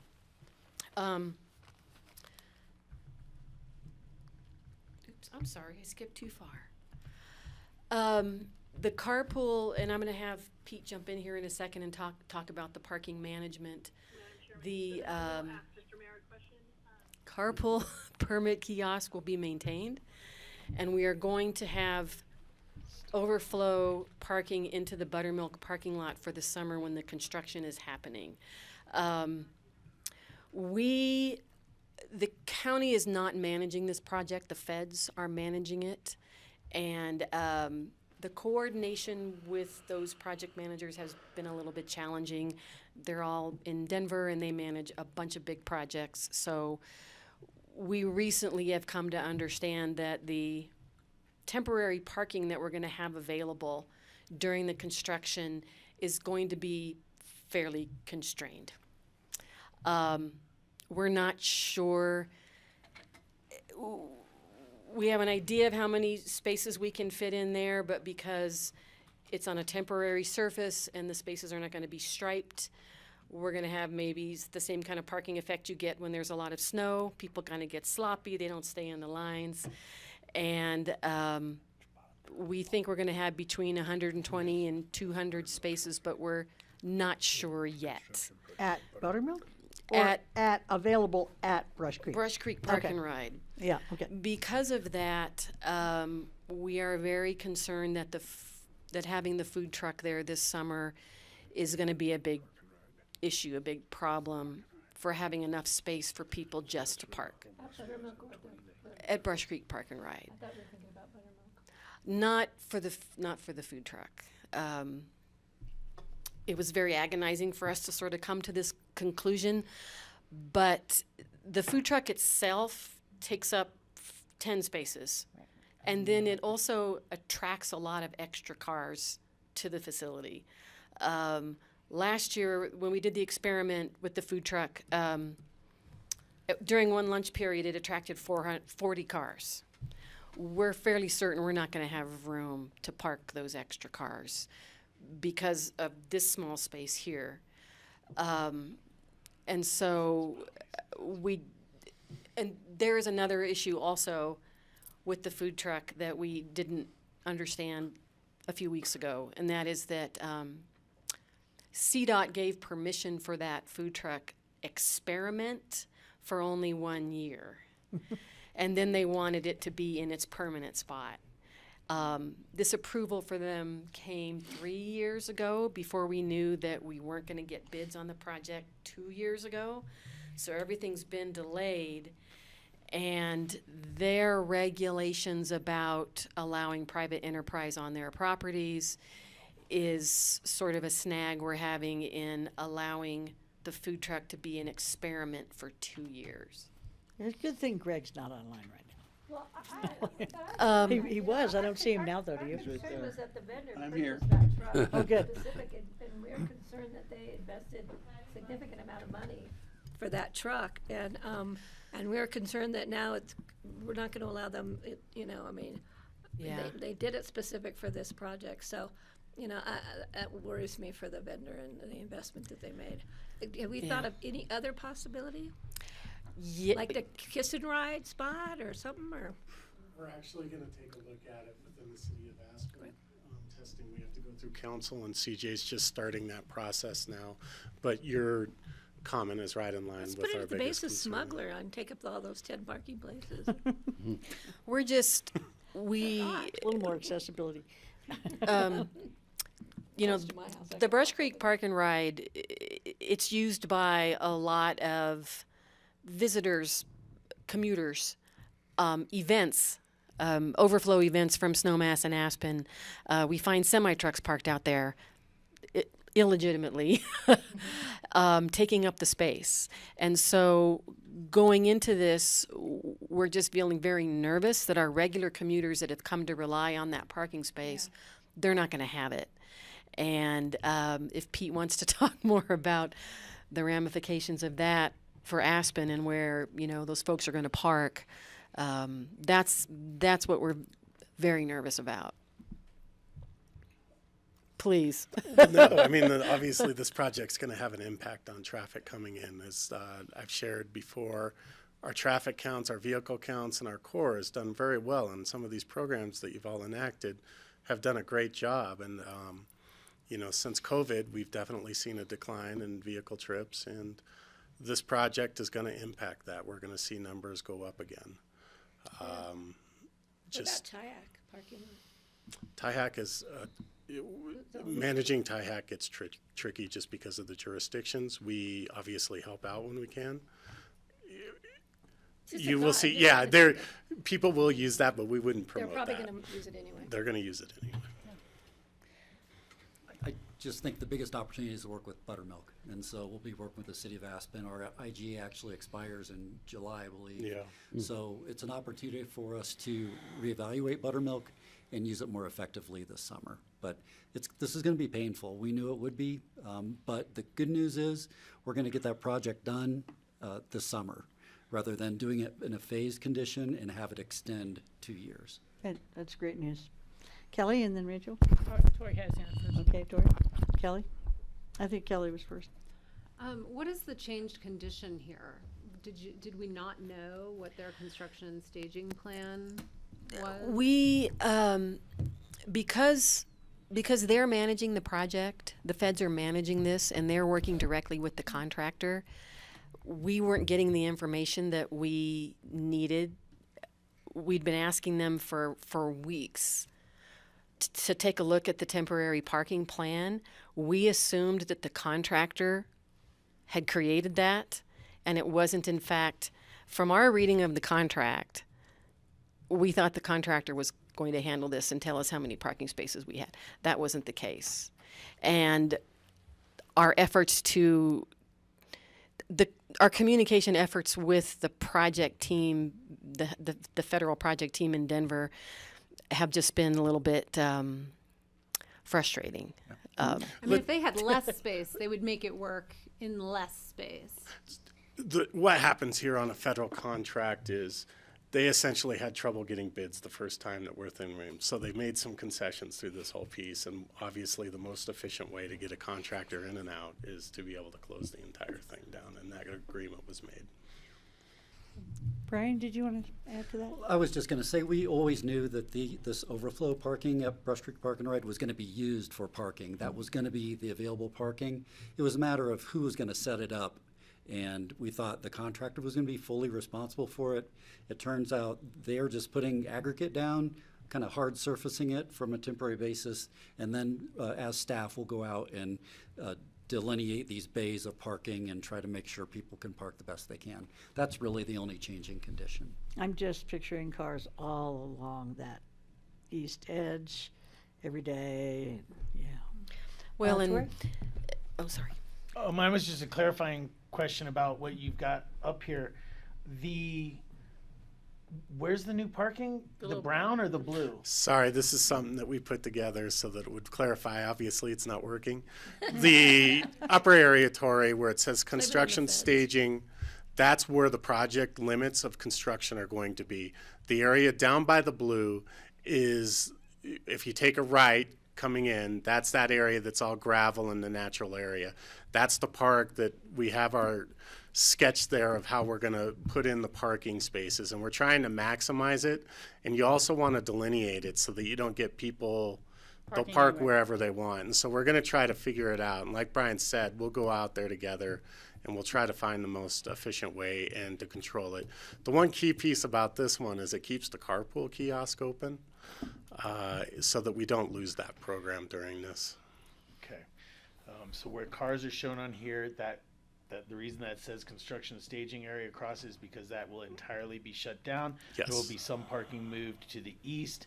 I think that's the east, maybe north or South. east or whatever. And then overflow at Buttermilk. Yeah, that's a mess. That's the Yeah. homeless camp? That's where that parking is, where the homeless Correct. camp was? Yeah. Rachel? Yeah, thank you. You know, I was just going to mention that in our parking lot at Hunter Creek, they be plowing the snow up onto the grass, and so they have poles in between every two spots with an orange thing on top. And, you know, I think that using coals and poles and actually some paint, you know, that will, spray paint, that will, you know, eventually get moved with the rocks gets moved, but you can redo it for the summer. I think if you have it established before people start using it, it will probably not get super messy, you know, if they put down enough of that aggregate. So I think delineating the parking spaces and taking a hard look at that's really important. I think that the idea of moving the food truck to Buttermilk requires a lot more thought. You know, it's just that, you know, the purpose of the food truck was to make the Brush Creek Intercept lot more attractive for people to park there, not necessarily to add new competition to in-town restaurants or other restaurants. And the closer I think you get in, you know, it'd be kind of like, oh, let's do a food truck up at the transit center at the mall and see how all the other businesses like it. You know, I mean, there's a point at which that gets a little too close to the destination. I don't think you want people driving all the way to Buttermilk on purpose just to hit a food truck to take a bus into town or to drive the rest of the way into town. So Or driving from Aspen to Buttermilk to go to the food truck. to get to the food well, truck they're for driving lunch. the Intercept lot. You know, so Yeah, I think that just deserves a little more consideration before we start pursuing that. We had that last year, didn't we, Brian? Workers coming from Aspen to the Brush Creek lot to go to the Absolutely. food truck. Oh, yeah. Some We actually increased traffic with it. the data that we collected during July, 80% of the food truck business was new car trips. It was not people getting on and off Exactly. the bus. Yeah. Yeah, So it created a new place, which has its own value, and you know everyone loves a taco truck, but it didn't. Didn't do what we wanted it to do. Created traffic. Well, you know, when the conversation started about that, it was about like a coffee service and stuff like that. It wasn't really about a lunch stop. So, Right. I have a Francie? couple questions. I think that go ahead, Craig. Thanks. I was going to say what Tori just said. When we first thought of this, it was going to be like a coffee truck that would draw commuters in to get a cup of coffee while they wait for the bus to get into town. And somehow it turned into a lunch a lunch deal. And I'm just thinking perhaps it was corrupted in that way. Perhaps we really don't need it. That at the end of the day, I certainly agree that it was taking up a lot of parking spaces, and I understand why it would have to go this summer. But it brings me back to a coffee cart. A small, low-profile coffee cart might actually do the trick. But that perhaps it's just not a good idea. Thanks. Kelly. Thanks. Do we know where the other 20% people who are already parked at Brush Creek? Of the food buyers? So the 80% was new car trips. Was the 20% people who chose to park at Brush Creek, or who were already parked at Brush Creek that were using the food truck? Those uses were scattered between someone who rode their bicycle up, somebody who did get off the bus, go to the food truck, and get back on a bus. There was only 4 or 5 of those. And then some were carpool trips. People carpooled to the park and ride, got food, and got back in that carpool and went on to Aspen or Snowmass. So it was a scattering of different, couple people walked there. It was just the, raw data that I think, did you do some of I that know exactly observation? which people you're talking about. Yeah. People walked the path from, I guess they were walking from Snowmass or riding their bike from Snowmass, I don't know. Okay. But it was a variety of other things, but it was mostly drivers. And then my second question is there an opportunity to better use the old Snowmass parking lot, which is just really underutilized for this summer? Where's that? Yeah, it's down by the Conoco. It's not full, but it's far away. Let me think about that. To see I if just we don't know, could- is there a morning BRT, or I don't know, is there a temporary thing that could help use that? Yeah. So people actually don't, why would you sit in all that traffic to get to Buttermilk to get on a bus? At that point, you've sat in most of the worst of the traffic. Well, I've always wondered why people drive to Brush Creek to get on the bus. Why don't they get on the bus down Valley? Well, some of it was always like Woody Creek, or Exactly. other Well, there are places. some places, Yeah. but a lot of the people who use Brush Creek are coming from Yeah. down Valley. So I think if we did PR between RAFTA and the county and the city, and we just said, get on the bus down Valley, there's no parking at Brush Creek. I mean, And there will be there's no room plenty on of the pub- bus. I public see you, out- Steve. I'm calling on you next. What? there'll be plenty of public outreach as soon great. as. We're starting that tomorrow. Oh, yeah. Okay, Steve. So I am one who sometimes drives to the Brush Creek Park and Ride. It's usually related to being at the old Snowmass Park and Ride, and the local bus does not come. On Tuesday of this week, the local bus was 15 minutes late, and I was just going to get on my car to drive to Brush Creek to catch a bus when the bus finally came.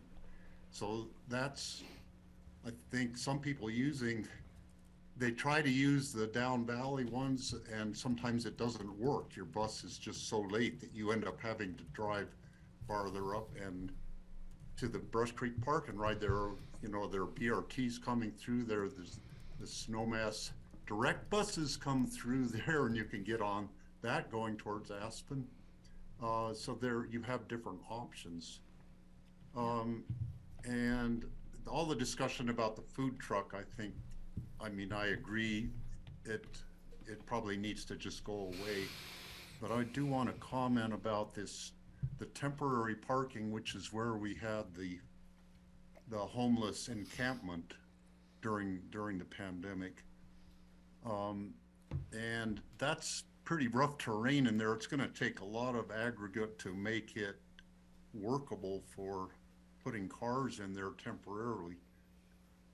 As long as we're putting so much work into it, I would see this as a future phase of expanding permanently the Brush Creek Park and Ride to take in the temporary area and eventually plan on paving that and, making it really nice. And I would hope that we're so successful with the Brush Creek Park and Ride that we would need that extra parking in the long run.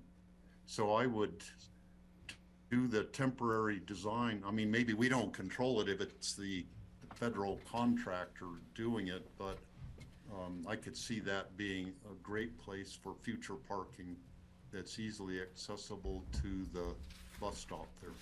Thank you. Yeah, and I just jump in really quickly on the parking at Brush Creek. And I would agree, Steve, that one of the issues about going to Brush Creek is down valley parking is, if you're after 9 o'clock, you're really lucky to get a parking spot. Yeah. Yeah, I've been visualizing the Brush Creek Park and Ride as the entrance to Aspen. So that people, if they need to drive up valley, they can get off and commute from there. And in my blue sky would be a trackless tram from constantly from the Park and Ride into town to Ruby Park. I think this is be a good place for light rail, but the cost of light rail is prohibitive, I think. But I agree with Steve that this would be a good place for permanently increasing parking at the Park and Ride. And, you know, the more we can reduce the single vehicle traffic into town, the better. And this is an opportunity to do that, to make constant, comfortable, free connections between the Brush Creek Park and Ride and Ruby Park available. And that was, I think, part of what a food truck or a coffee was, to jump out of your car, grab a cup of coffee, get on the free shuttle into Aspen. So I see this as an opportunity to make some kind of an impact on the number of cars that do come into Aspen. I think we should probably move on because we only have 20 more minutes, so. Yeah, Francie, I hate to do this, but we jumped over to the food truck after the brief update on the Brush Creek potential underpass.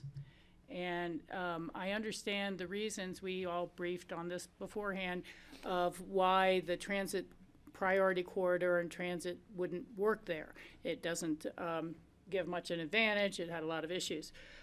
I raised this a long time ago at one of our earlier meetings when we were talking about doing this and funding it, that I saw it as a safety improvement, but really not a transit improvement. Brush Creek or Buttermilk? Excuse, I'm sorry, but the You Buttermilk. meant Buttermilk. Yeah, sorry Yeah, about okay. that. But the Buttermilk underpass, which I can't even remember what the estimates were, $7-10 million, something like that. And if it's not going to improve the speed of the transit system, I would ask for the same sort of review of can EoTC money be used on it now if it's really just a highway underpass. It's not a transit improvement. And we were ruled that we couldn't use EoTC money for HOV enforcement, which you could relate to transit in a lot of ways.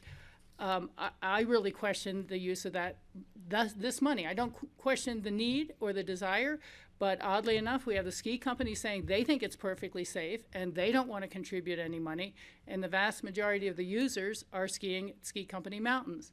And I just have to bring it up that you guys will decide future budgets, not me, but it's not going to improve transit. It doesn't give them 15 seconds. It doesn't give them 35 seconds or 45 or whatever David Pezhnik was saying it might potentially do.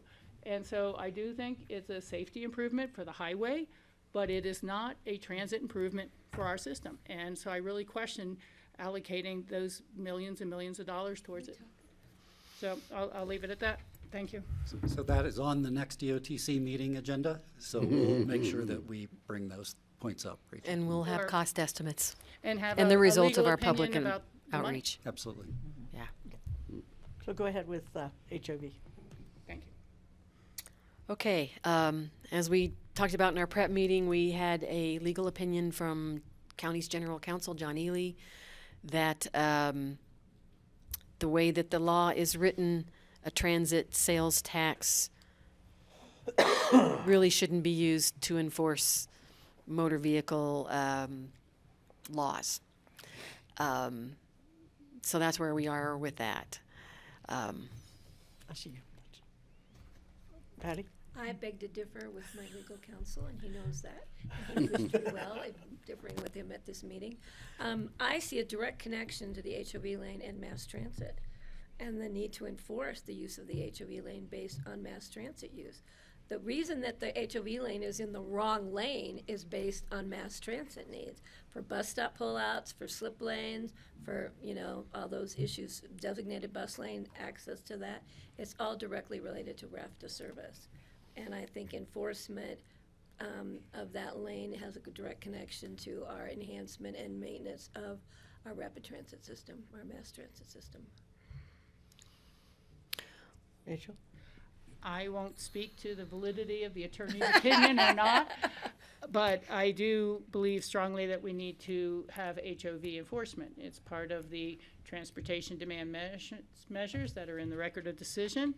I'm going to say HOV/speed enforcement, because I think they can do the same thing while they're out there. Speeding issues are clear, but, a person's choice to use mass transit or use a park and ride lot or to carpool starts before they leave their driveway. And it depends on what they're going to find. And is there a priority or benefit of carpooling? Not if you don't have an enforced HOV lane and you're picking up strangers and they have their tuna fish sandwich in the back, and it's not necessarily the same as driving your own private car. At 80 miles an hour. I accept the opinion that we've received, and I think that each of our three boards should discuss how we could fund this out of our general fund or something like that. It's $95,000. It's not an astronomical amount for any of our bodies to take on if we split it into thirds or some other pro rata formula. I don't have one, but I think both speed and HOV enforcement are the critical steps to actually continuing our public mission and the commitment to the public of trying to manage traffic growth and have a safe highway system. So that's simply my suggestion, is that we find a way to fund this outside of EOTC money. We've had to fund other things outside of EOTC money that were vaguely related to our community needs and our public safety. Yeah, we need to run Is it this by Pitkin the County sheriff. Sheriff jurisdiction or We need to run it by the Colorado sheriff. Highway Patrol? Both. It's both. And there was, when we thought we had the money, some sort of agreement made to be able to have that sort of thing happening. But now we just have to find the money. Tori? I'm supportive of looking for a way to support this. I would love some more information about where HOV lanes are enforced and how effective it is. In other places? Yeah. You can do that for the next meeting. When we started to work on this, I did a fair amount of that research just within CDOT and found there's a lot of inconsistencies. There pretty much isn't anywhere else except for one little short section on the Front Range, an HOV lane in only a 2-lane configuration. Because then the problem with is that you don't have the choice of either going slow or using the HOV lane or going fast. So this is a very unusual HOV lane for that reason. And the location in the right lane is very different. Right, and then the right-hand, left lane question. Then Colorado, this is the only place where an HOV lane only requires 2 people. They passed a law years ago that it should be at least 3. So there's that. But we could definitely do all that research for you and bring it back in June if you'd like. The more info that I Everyone have, thinks. be the better. But Okay. We need to bring there'd be the a lot sheriff of benefits The if sheriff it needs to be worked. here. There'd be a lot of benefits if it worked. I just don't know how. Yeah. Anyway, John? Thank you. Thank you Yeah. for that. I just wanted to share some observations from a trip I was on last week with my daughter for spring break. We were on the Front Range, or the Wasatch Front of Utah, their major corridor, and their freeway is 6 lanes wide, and this could be a cautionary tale for us as well. The freeway is 6 lanes wide. 5 lanes are dedicated to normal traffic. The HOV lane is in the far left lane, as most of us are used to. Buses and motorcycles are encouraged to use the HOV lane, and it is for people with 2 people in their car, which means that every other car in the other 5 lanes only has 1 person in them. Or they choose not to use That the was HOV. staggering to me to think that the HOV lane has 2 or more people 'Cause in they it, have a and tuna all those other sandwich. cars only had 1. And they do have cameras for enforcement of the HOV lane. California too. Building more lanes for general purpose traffic is clearly not the solution. I feel if we don't enforce Thank it, you, we John. shouldn't do it. Kelly? Yeah, just quickly, and then you have Greg and Steve, I think. I think Greg's hand is old. I don't Greg, know. is your hand old? I'm back in the queue. I Okay. took it down and put it back up. Okay. Just Go quickly, ahead, I'd Kelly. like to understand if changing from 2 to 3 affects the record of decision or not when you come back. I'm sorry. That's what, okay. Kelly? When you come back with the information, I'd like to know if changing from 2-person occupancy to a higher number affects the record of decision or not. Yeah, and I just want to respond to Brian that. needs to step in. We need to check with John on using Linda's time for that at all. She is fully funded by EoTC, and I just want to make sure we're staying within the letter of the law. So we'll, let us talk to John. If Linda can spend time doing that, and we can bring back to an EoTC meeting, we will. Thank you very much, Brian. Greg? Yeah, just quickly, maybe Linda already has the answers to this, but I would love to just have an understanding from our sheriff's department what it's going to take to control the speeds on the highway. That would go a long way to helping reduce what I'm thinking is a Same tragic answer, Brian. danger with both wildlife and potential car collisions as well.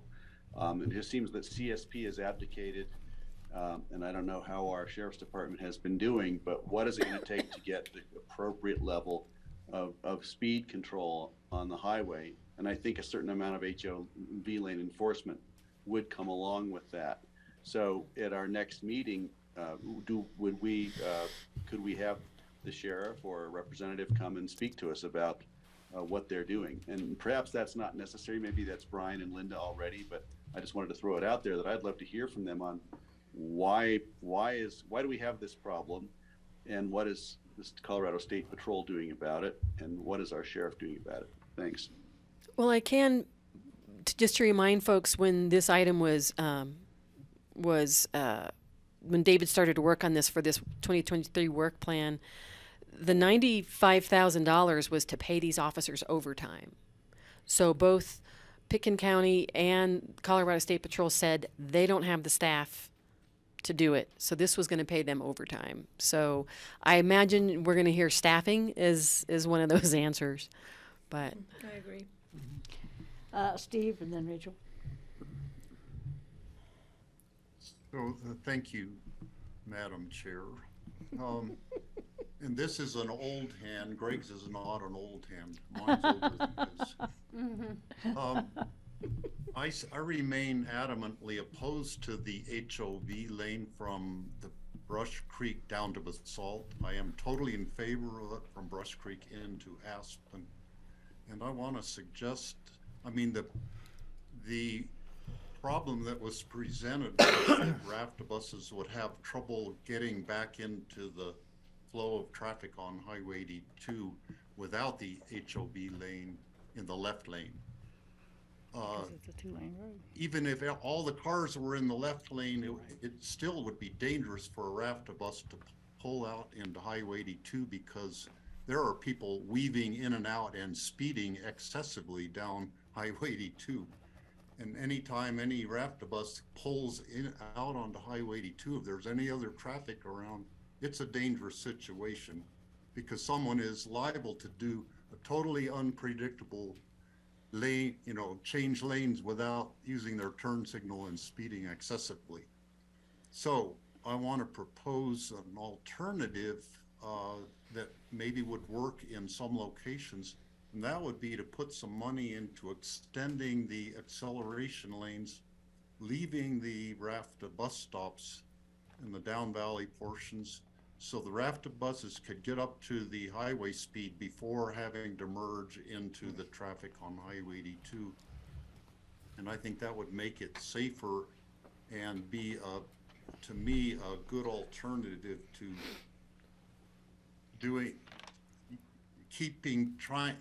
trying to enforce this HOV lane, which it's dangerous. It creates really bad driving habits, and it hasn't worked, and I don't think it ever will work personally.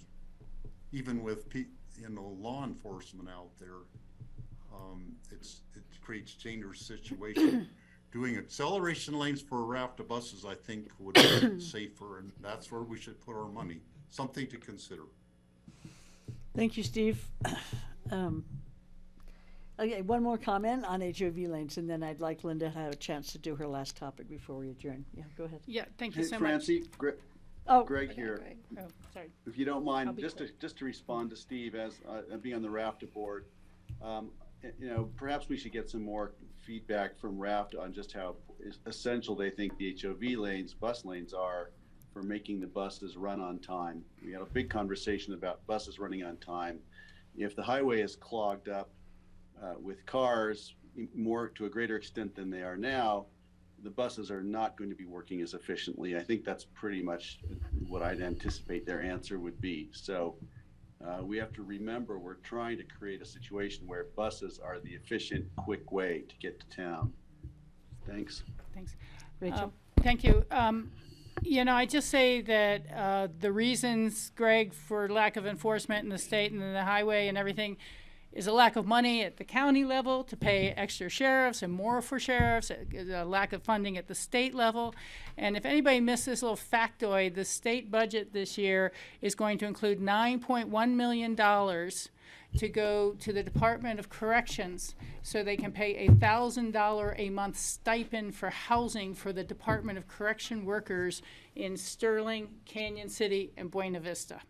So that's how bad the housing shortage and affordability and worker shortage is. We're not going to see a lot more bus drivers anytime soon, but that's why we're short on enforcement, period.